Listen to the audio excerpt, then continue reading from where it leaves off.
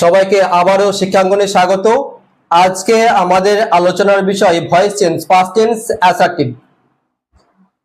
দেখো, আমি আগে ভাগে কয়েকটি ভার্ব লিখে রেখেছি।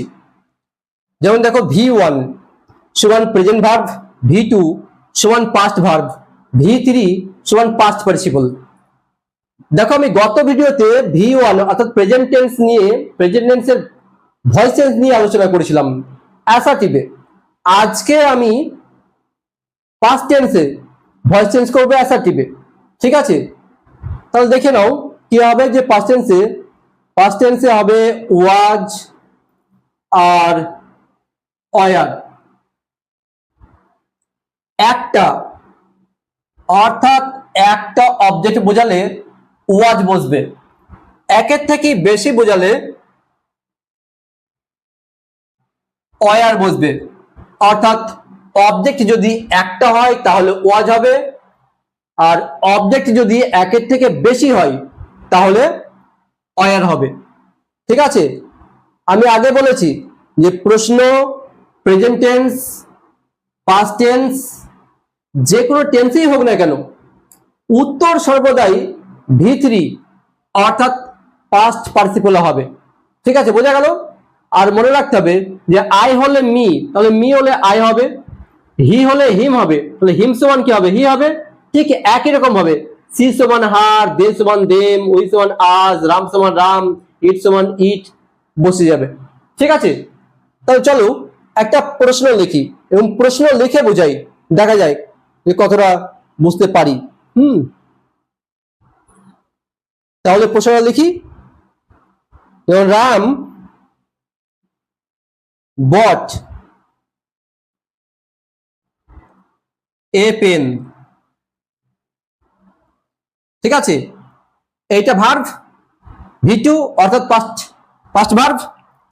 তাহলে এখন এ পেনটা চলে আসছে। হ্যাঁ, কটা পেন? এ পেন অর্থাৎ একটা পেন।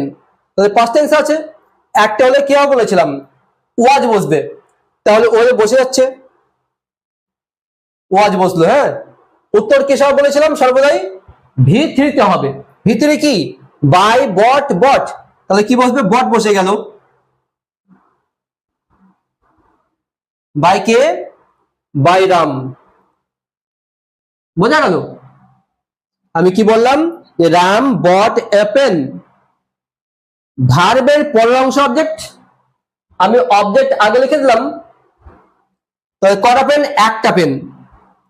একটা হলে কি হবে বলেছিলাম? ওয়াজ, তাহলে ওয়াজ বসে গেল।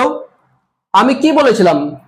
যে উত্তর করার সময় কিন্তু V3 বসবে, অর্থাৎ প্রশ্ন V1 V2 যাতেই হোক না কেন উত্তর সর্বদাই V3 বসবে। তাহলে বাইয়ের V2 কি? বট আছে, V3 কি?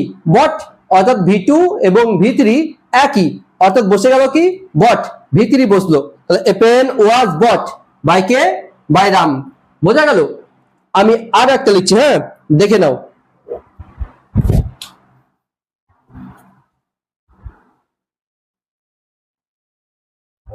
দেখো, যদি লিখি রানী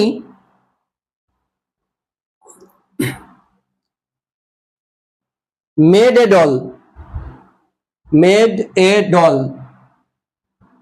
সরি ডলস করি, কারণ কি একটা তো সিঙ্গুলার ফর্মে করলাম, ডলস। ঠিক আছে, তাহলে এটা হলো কি? Past verb. তাহলে পাস্ট ভার্ব তো হলো, ভার্বের পরাংশ কি? অবজেক্ট, ডলস চলে এলো। দেখো, ডলস কি হলো? একের থেকে বেশি না? বেশি। তাহলে V2 হলে, অর্থাৎ পাস্ট টেন্সে প্রশ্ন হলে একের থেকে বেশি হলে কি বসবে? ওয়ার। তাহলে আমি এখন ওয়ার বসিয়ে দেব। V3 কি? মেড, মেড লিখে দিলাম বাই কে? বাই রানী। বোঝা গেল? তাহলে কি হলো?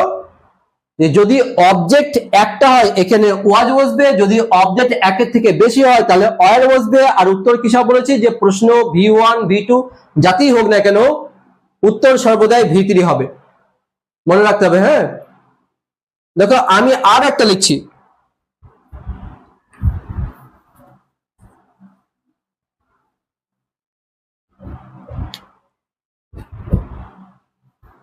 দে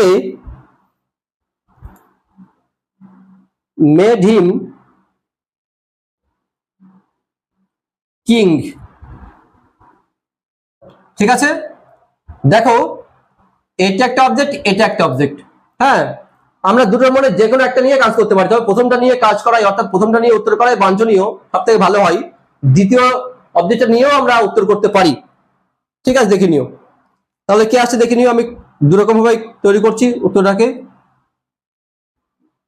হিম সমান কি বলা আছে, হি সমান হিম, তাহলে হিম সমান কি হবে, হি। তাহলে আমি হি লিখলাম। হি কজন, একজন। কোন টেন্স, পাস্ট টেন্স। একটা হলে কি বসবে, ওয়াজ, তাহলে আমি কি করব, ওয়াজ বসিয়ে দিলাম।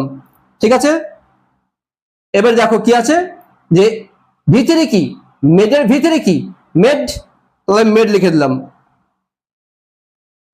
কে পড়ে এলো, কিং, আমি কিং লিখলাম। বাই কে, বাই দে সমান কি হবে, দেম। বোঝা গেল? দেখো আমি আর একটা লিখছি, দেখো কি আছে, কিং, তাহলে আমি কিং লিখে দিলাম। হ্যাঁ,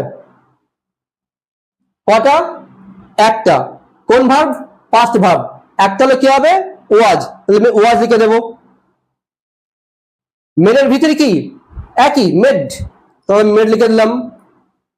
আমার ডান দিকে রইল কে, হিম, আমি হিম করে দিলাম। বাই কে, বাই দে সমান দেম। বোঝা গেল? যদি না বুঝতে পারো তাহলে আমাকে কমেন্ট করে জানাবে, আমি বিষয়ে তোমাদেরকে বোঝানোর চেষ্টা করব।